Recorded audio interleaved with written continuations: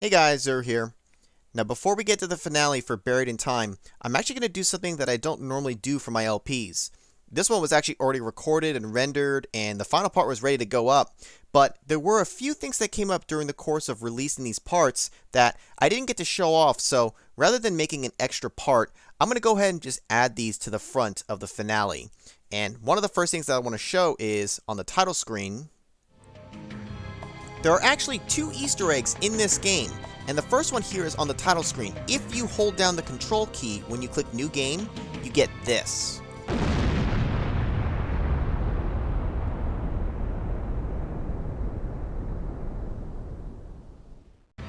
You get an animation of Caldoria from the first game exploding. I don't know why it's exploding. I guess that's if maybe we somehow failed and, I don't know, maybe the bomb went off. But it's just an Easter egg, so it doesn't have to make sense. But anyways, that's the first Easter egg, and the next one is when you're in DaVinci Studio at the very beginning, after you get the balcony key from this door, before you open it, if you hold control when you open and exit this door, you get this.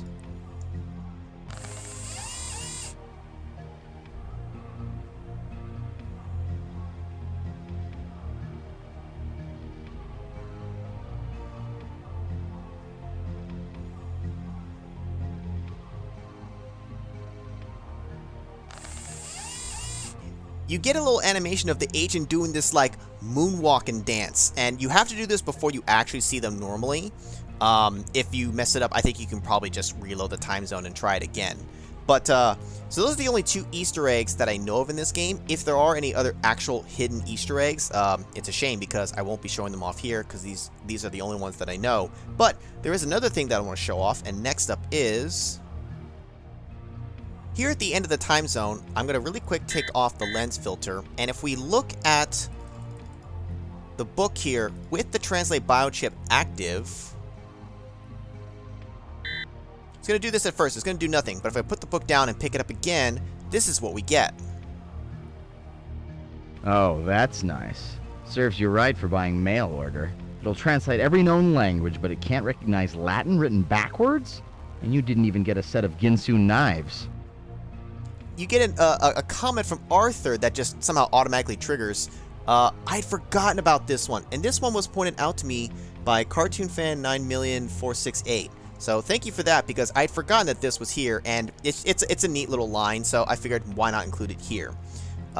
Next, we're going to head to a different time zone. Now this is a simple one, but back in Chichen Itza, I messed up and went a little ahead of myself. When you get to this part here with the trap gold cave, you're supposed to turn your back on the wealth and lower your head in humility. I went a little ahead of myself and I moved across the bridge first and then was kind of like trying to look down. If you do it from this vantage point like you're supposed to, that's when you see the hidden entrance for this temple down here. And that's when you'll get the idea to look around here, and then you'll find the rung, use the rope, and get down there. So I just wanted to show this off. It's a minor point, but I meant to show this off originally in the LP, and I forgot to. So here it is. And finally, last up, so back at Farnstein's lab, when you first jump in, if you don't do anything and just sit here long enough and let your oxygen reserves deplete, you actually get the one missing death screen that we weren't going to have. And I'd forgotten about this one. It's a simple enough one to miss because you just have to sit here and wait. You have to be going for this one. You don't come across this one accidentally. And it's different from the regular oxygen death screen. Agent 5's death registered at 2:19 p.m. on this date. Cause of death: finding himself floating helpless in the cold, dark depths of space caused an immobilizing wave of panic to come over Agent 5. So disorienting was his fear that he couldn't find the recall button even when his suit's emergency oxygen supply ran out. The next of kin have been notified. That's a cool little picture there too. This one was pointed out to me by the Adam Lee 23, so thank you for that, who also pulled it from O'Reilly, who again has done a really good set of LPs for this trilogy. And he reminded me about this. Oh yeah, that's right. I remember coming across that too when I was watching that years ago. It's such an easy one to forget, but I wanted to include it. So as far as I know, by the end of this video here, you will have seen all the death screens. Technically, with the exception of one instance that will come up. I pointed out. I'm pretty sure it's the same end screen with the same end text. I just don't bother running into the thing that causes it because it's the same as a different one. So I just didn't waste time on that. But in terms of actual like death screens, this should be the last one. Anyways, with all that extra stuff knocked out, I'm gonna go ahead and cut back over to the original intro I had for this part, and you guys can enjoy the finale of Buried in Time. Hey guys, welcome back to Let's Play the Journeyman Project 2, Buried in Time. Well, Arthur is gone, so we just have this blank chip left, but we must press on. So let's look around here at what we got. Power got knocked out, so before we can really do anything, we need to restore the power somehow. If you look here, there is something here that we can look in on, but real quick, notice that there's this blue light here, right? We come over here to this corner. We can see we can take a generator core. This is a cold fusion generator core. It appears to be in working condition. Alright, sounds useful. So if we actually step back, this was the other instance that I could think of where they kind of had a slight oversight. You can still see the core there, and there was definitely only the one, so oopsies. But if we look on this now, it's kind of hard to see, but you can see reactor core, core eject. If we click this, we can take out the burned out core. This is a burned out core of a cold fusion generator. It is emitting non-lethal amounts of gamma radiation. Warning, the generator core will interfere with transport beams if not stored in your null time pocket. Well, we'll go ahead and store it in there for now, but let's take the generator core, plug this guy in.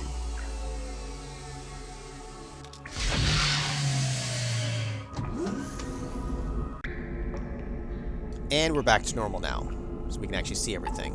I could have looked around at everything while it was all red, but there's nothing really else, there's nothing of real note. But now that we can step over here with the lights on, we can actually get a nice view here. They have some pictures and whatnot. I assume these are pictures put in by the devs, drawings from their kids, pictures of them, families. Usually that's the kind of thing that they stick in there, right? It just would make sense if that's from the actual team themselves. I don't think they just choose random people. You can see over here the contraption that we're being held in. This device over here, which she said that she was going to use this to send the cartridge that we stole back to her contact. So if you actually click it, you can see it's a industrial matter transmitter. We have to enter a destination code, though. We don't know what it would be, so let's hit retract for now. We'll come back to this later. Continue to take a look around. More pictures. Nothing particularly of note. Nothing we can click on here. No commentary from Arthur because he's gone. Look at this. These plasma tools. Click on this. We can run program, but we need to select something first. So how about glass pyramid?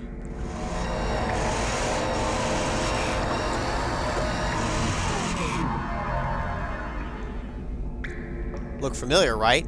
It's the pyramid basically we needed for the to get into the land of the dead, or the dead land, whatever you want to call it.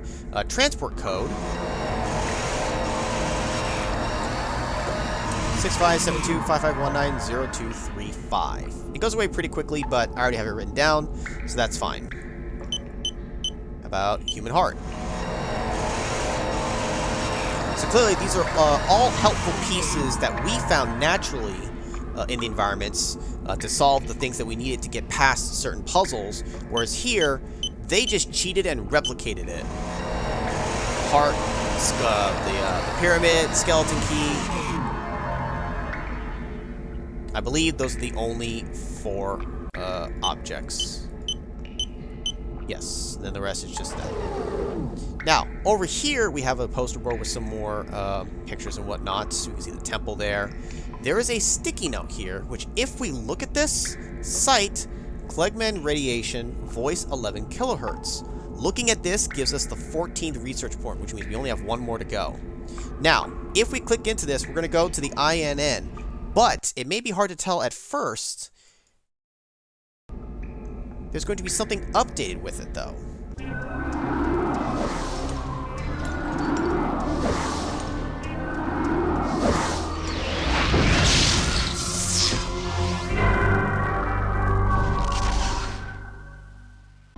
Now at first, it all seems the same, but if you click into the Symbiotry discussions... INN will return after a word from our sponsor.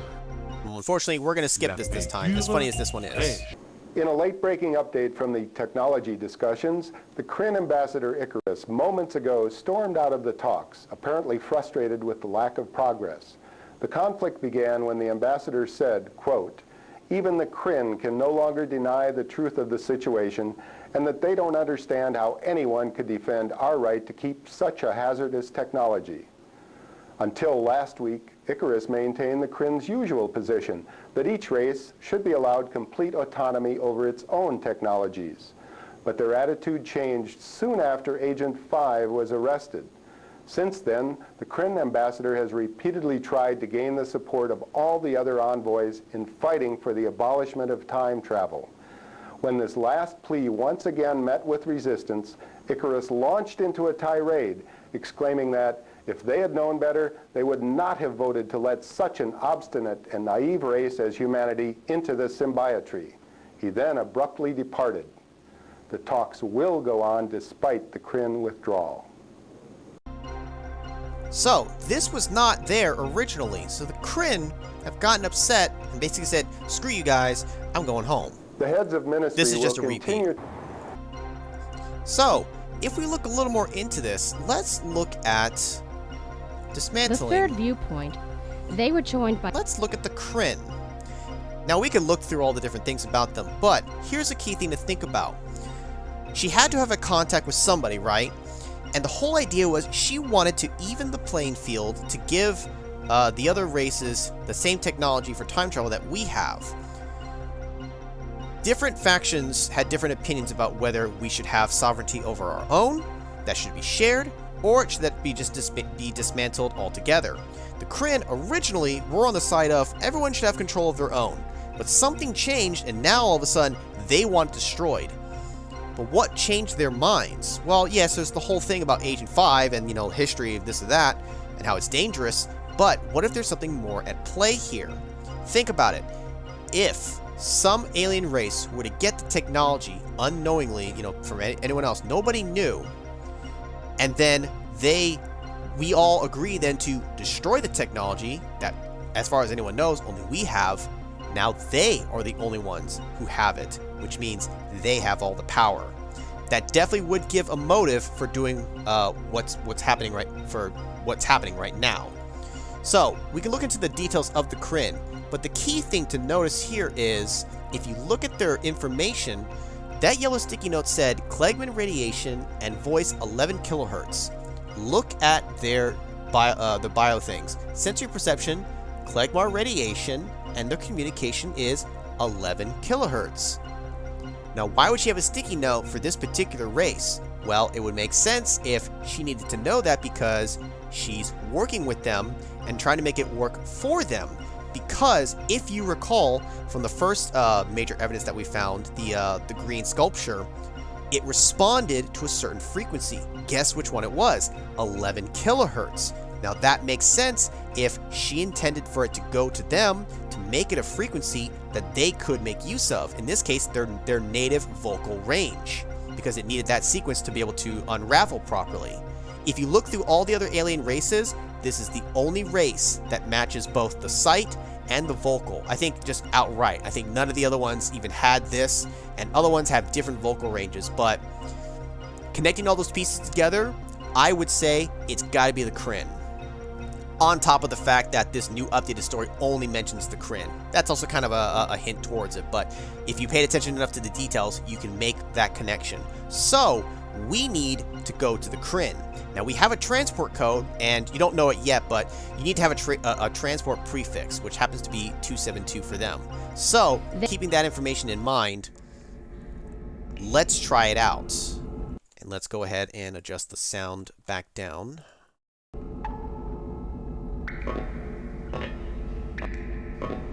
We do not have the jump functionality for our suit, but we can make use of this. But before we do, let's go ahead and make a safety save here. So we'll bring this up, enter the destination code, which I have to use the top row of my keyboard. There's no actual number inputs. So let's do 6572 55190235. Enter prefix. Now, we know where we need to go, but what if we enter one of the other races, like 116?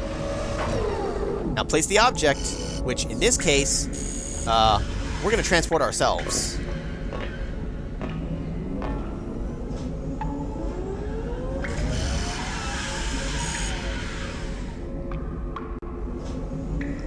Beam me up, Scotty! Unfortunately, we get the tentacle action. Agent 5's death registered at 11:28 a.m. Cause of death: having entered the wrong alien prefix code, Agent 5 found himself surrounded by hungry aliens who had just placed an order for Kung Pao chicken. Although they had never tried that dish before, they liked how it was crunchy on the outside and soft in the middle. The next of kin have been notified. Now how they would know and would notify the kin, who knows? But, yeah.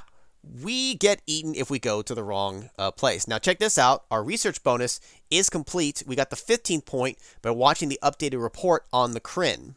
So with that, all the evidence and bonuses and all that are done. We just need to solve the last puzzles. So let's go back and enter the correct prefix. Alright, let's enter the correct one this time. So let's enter the same transport code, 657255190235, and enter the prefix of 272 for the Kryn.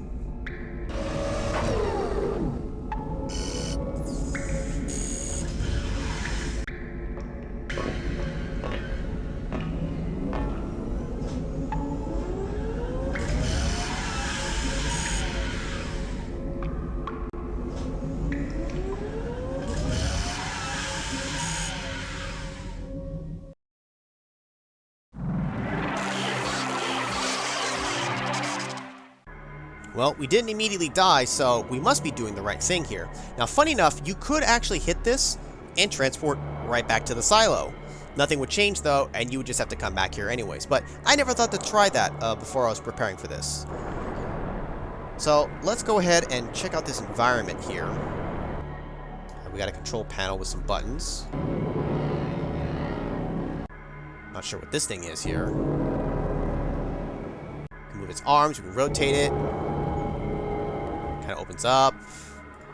Not sure what that's doing, but it's something. Now, real quick, we're going to go ahead and save again. What if we try using one of these other transports? Maybe it'll take us to somewhere else, either somewhere else in the ship, or maybe even some other key location.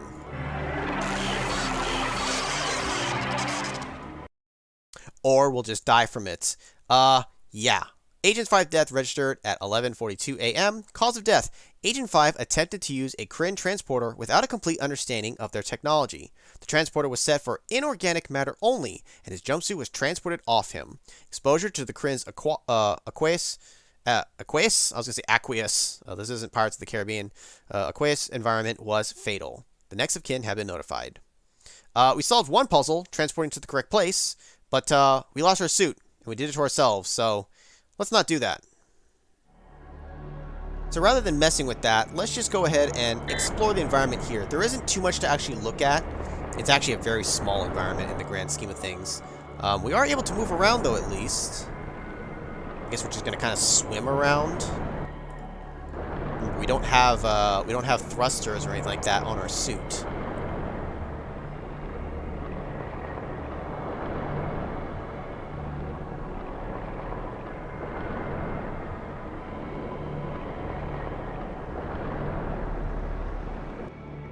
Once again, I'm going to make a save.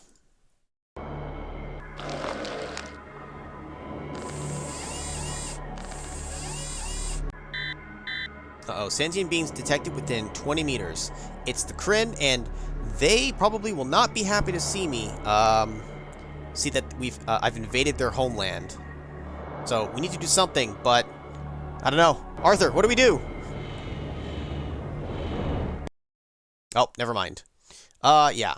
Agent 5 imprisoned on Kryn ship. It doesn't even have a time of anything. Because I guess we're technically not dead at this moment, but it just still says cause of death. While attempting to recover the illicitly obtained time travel components, Agent 5 was captured and imprisoned on the Kryn ship. As he was acting without the knowledge of the TSA and his whereabouts are unknown, it is unlikely that Agent 5 or his jumpsuit will be returned to Earth custody. Yeah, this does not paint a pretty picture here. It looks like with those mechanical arms, he's gonna freaking dissect me. But anyways, let's go back. Alright, this time, let's go ahead and make use of our one defense mechanism.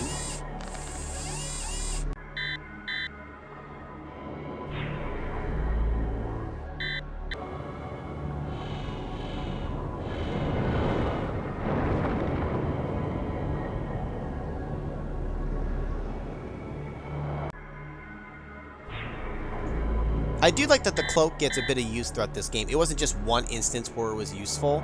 There's a couple at least. Now, we can't actually move forward on our own, but with these, if you observed what the Kryn were doing, by utilizing these, we can kind of get propelled forward.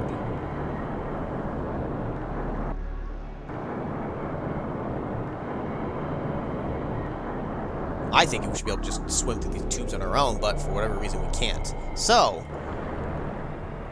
we're in some weird place here with some pod-looking things. Now, it's hard to tell, but inside there is the Environ cartridge. So, if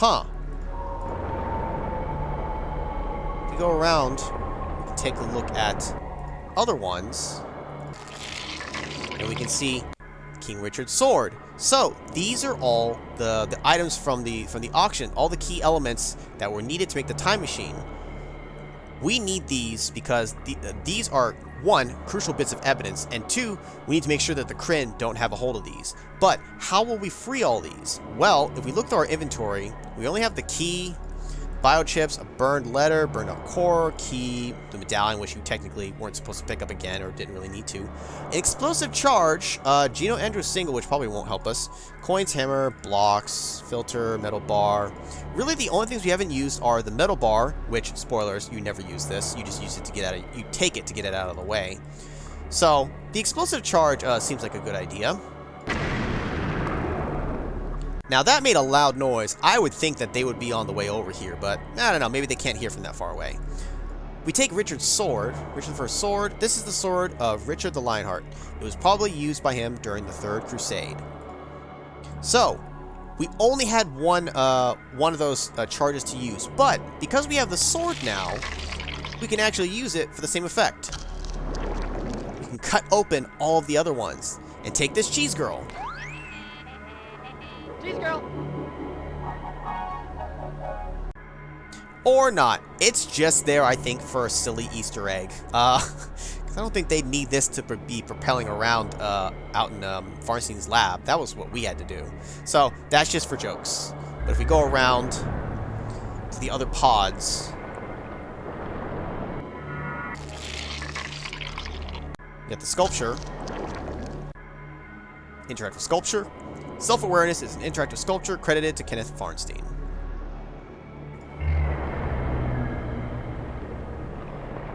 And you can guess what's going to be in these two pods.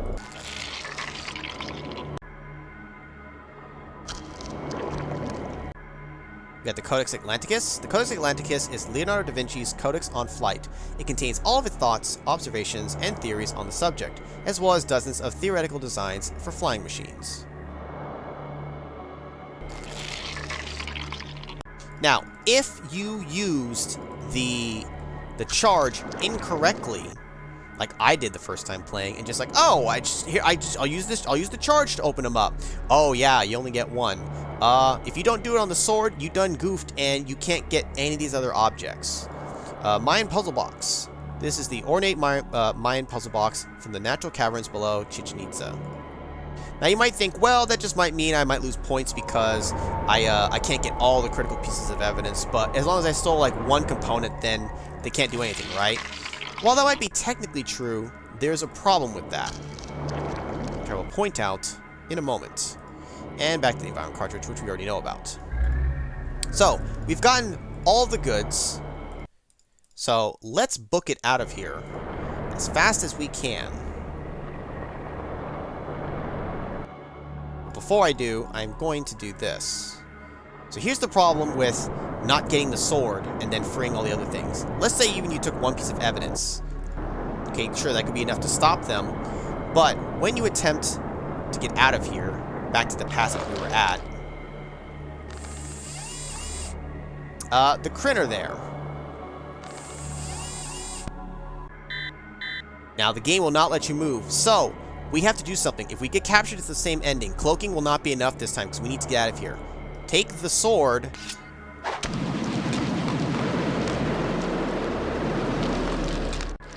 And cut the fibers that help control the whole movement thing. And basically lock them out.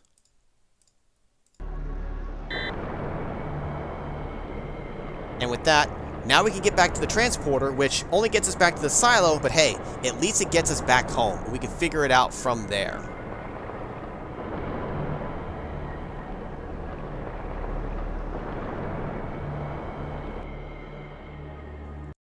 And real quick.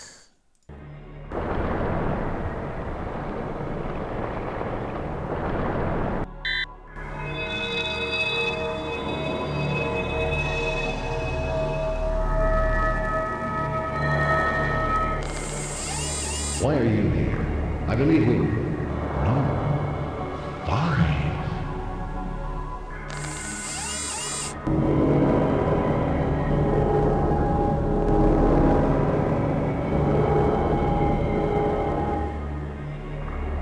So, did you find what you came for? Somehow I suspect you have. We have also found what we have searched for.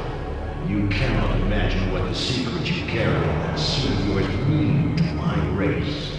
A means to correct the handicap that has plagued us since our patrons lifted us from the waters so many centuries ago.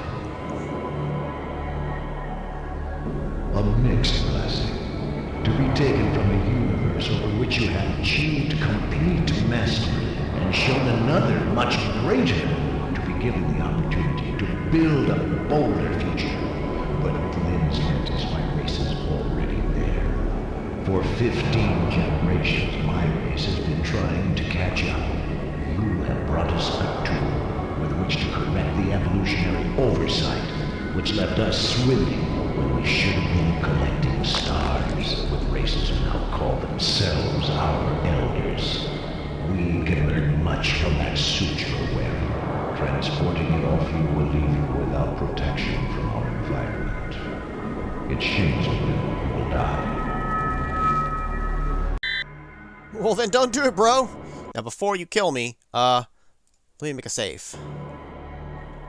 Now, while this is going to be similar to when we had our jumpsuit stolen, or rather, when we got rid of the suit ourselves because we didn't understand the technology, we are in one of those vessel things here, pod things right now. So you can guess what he's going to do to us with this. And you get a little bit of time to react, but I'm just going to go ahead and sit here and wait for it to happen. In fact, they reused the cutscene from the same thing I just realized, but it does technically change the text a little bit. Agent 5's death registered at 11:50 a.m. Cause of death: moments before transporting off the Kryn ship, Agent 5 was intercepted by the returning ambassador. Seeing an opportunity, Icarus forced Agent 5 into a transporter and separated him from his jumpsuit. Exposure to the Kryn's aqueous environment was fatal. The next of kin have been notified. And again, one more puzzle left to solve because we're 19 out of 20, so similar death, but the text does change because it was him that did it this time. So let's go back. So now we need to do something to get out of this. If you recall, we have some items we can still use. The burned out core, warning, it will interfere with transport beams if not stored properly. Well, this is a kind of transport beam. Now, not only does it free us, but it actually, the shockwave of it knocks the Kryn ambassador back and locks him into one of those. But, again, you only have a few moments to act. If you stand around for too long, the game will punish you for it.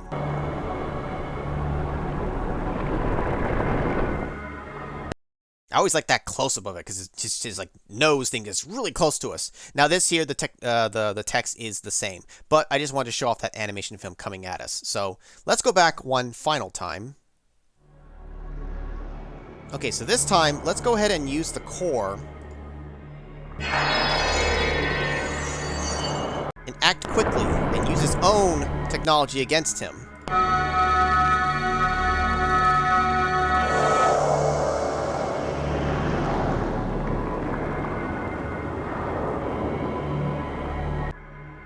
Because, remember, it's transporting off inorganic material. In this case, those extra limb things that he has, those are inorganic. So it doesn't kill him, but it makes it so that now he has no limbs, he can't bother us. The only thing he can do is swim away.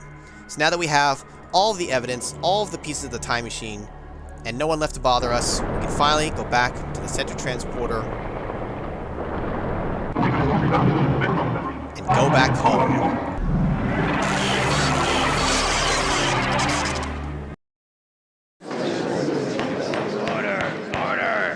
Has the jury reached a verdict? We have, Your Honor. We, the jury, find Gage Blackwood innocent on all accounts.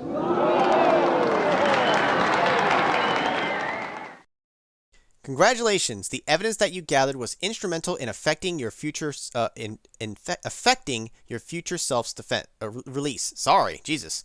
Repeated efforts to locate Agent 3 have been unsuccessful, as no signature from her involuntary time jump has been detected by TSA chronolog scanners. After a lengthy investigation, Ambassador Icarus was found to be acting without the approval of the Kryn government and was dismissed from duty.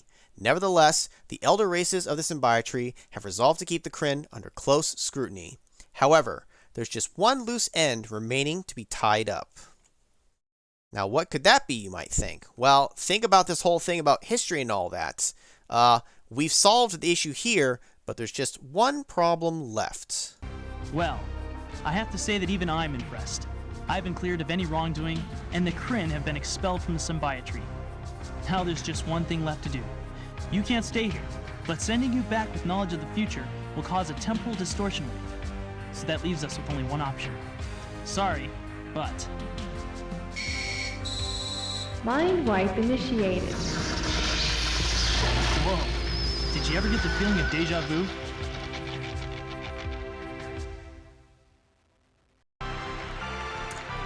It makes sense. We have to be mind wiped. Just because otherwise, like you said, it will mess up history.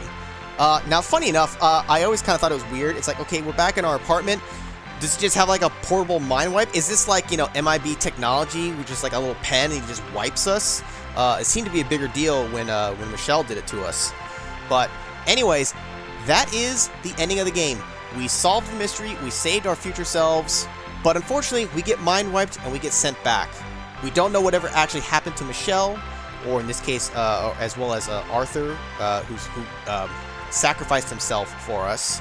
And as far as we know, back in our present time, nothing else has changed. But obviously, it's going to be a very different story for the future Gage that we helped out here. Now, we look at our stats here. Congratulations, history is safe again. Description, Paragon Medal for valorous service. Again, of course, it'll be another 10 years before you can enjoy it. We got one at the beginning of the game where it talked about from our deeds from the first, through that the opening cutscene, and we get another one. 4 out of 4, 7 out of 7, 20 out of 20, 15 out of 15, no hints used, a perfect score of 15,000. Not like the score actually matters, it's just, I don't know, video games, they have to have a score. Some might be a little disappointed in the ending just because it is a little abrupt. We get a screen, saying, has the jury reached a verdict? And it's just like, oh, and that's it. It'd be kind of nice maybe if there was one extra cutscene of the actual, court or something, and then we see, I don't know, Baldwin and William being like, yeah, we did it, But that's fine. I thought the ending was fine, even if it was just a little bit and that's the end. And then it does cut over to the credits here, which you can see the whole team here. So you can click the names for more info. I'm just going to kind of briefly click. You can pause if you want. See, there's Greg Euler. Lots of text here. I have read through this once before. For the purposes of this, you can pause if you want. But I will at least acknowledge all the different people that were part of this game. Most of these team members were from the original team for the first game. If you ever watch the making of for the first Journeyman Project Turbo, or just Journeyman Project Turbo, whichever one, the making of the first one, you'll see that a lot of these people, like Phil here, they're all returning members. I'm trying to think if the third game, how many were involved for that. And I'm actually trying to remember. Presto Studios made this. It was still Presto Studios for the third, right? It should be, yes. Yeah, it's what I'm thinking of was Myst. Myst had a change later. Actually, it was Presto Studios who made Myst 3 Exile. That's why it kind of like stuck in my brain. Flanagan, he was from the first one as well. So was he. And then additional crew. Lots of people for this. Sanctuary Woods. Sponsors. Yeah, okay. Talents. You can see here, voice of Arthur, Matt Weinhold. I love Arthur's character. Gage Blackwood. He would not return to be Gage Blackwood. I'm not sure why, if there was any particular reason. For the third game in the series, Legacy of Time, it was a different actor. If you had looked... I suppose if you looked at this at the beginning of the game, you look at the credits before you actually start playing, it might be a little telling, honestly, if you see some of these characters. You're like, huh, why are they only calling these ones out? You could kind of spoil yourself that maybe Michelle was the suspicious one because, like, well, she showed up more than some of the other ones did. Agent 2 captured us, our future, self when he came back in the intro and brought us back. But besides that, you really didn't see too many of the other ones actually in person.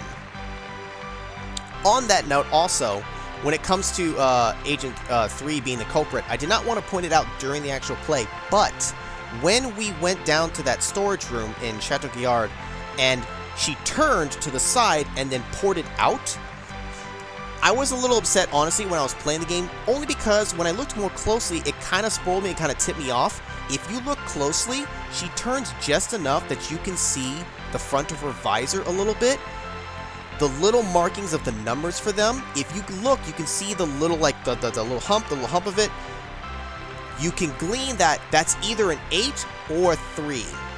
And in my mind, I read it as a 3, just out of habit. I was just like, oh, I figured it out. It's Agent 3.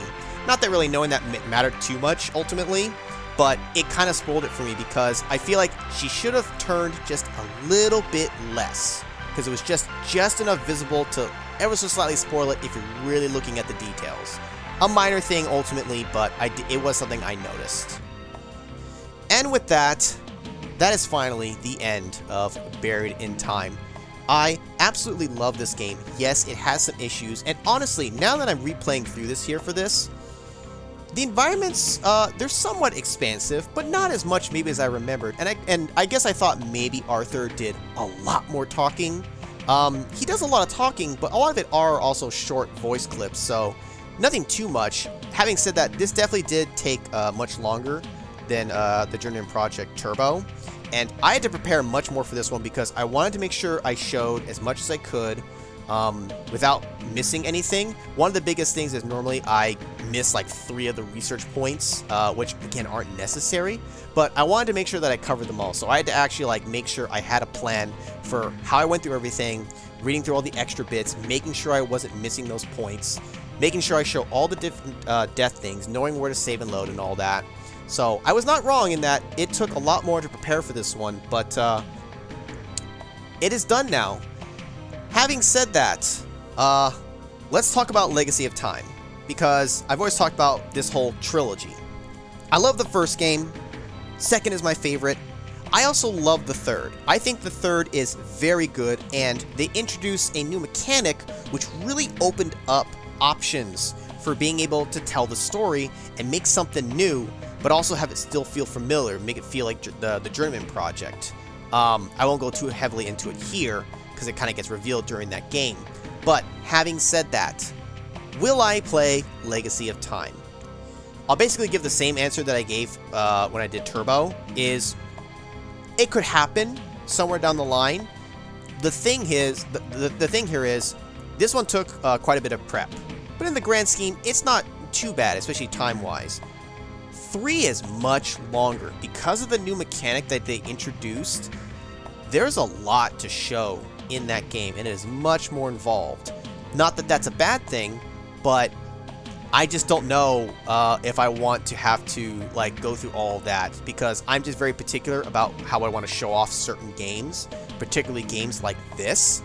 I want to be very thorough, and that would be much longer, much more involved than this one. Would it be worth it? Totally, but just I gotta be in the mood for that, and that just doesn't just happen any day. So I will leave it as it is always possible that I will do Legacy of Time, but I wouldn't count on it, at least not anytime soon. Now, I'm not saying it'll take 12 years before I finally go ahead and do the sequel, but it would not happen quickly. I don't think so.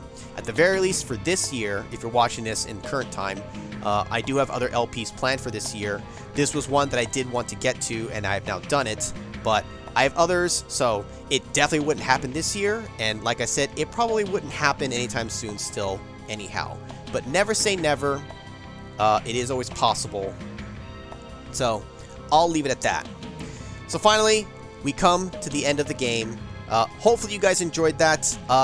There was a lot of reading, especially in the first half, and to be quite honest, I stumbled through a little bit of it for two reasons. One, just because it is a lot of reading that I'm doing in a row, and two, when I was preparing for this, I did not explicitly read all of that.